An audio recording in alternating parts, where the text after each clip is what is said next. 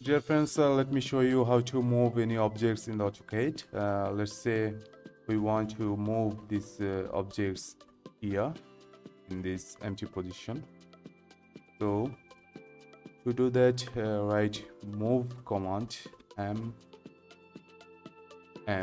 For M stands for move. Then press enter.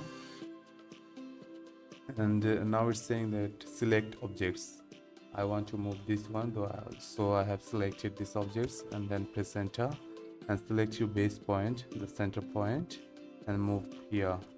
So these objects has just moved here. This is not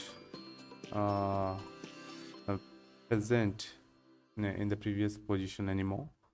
So it's not like copy, but you can move any object by M command, or you can do it by clicking this icon here in home tab. Thank you. Thanks for watching.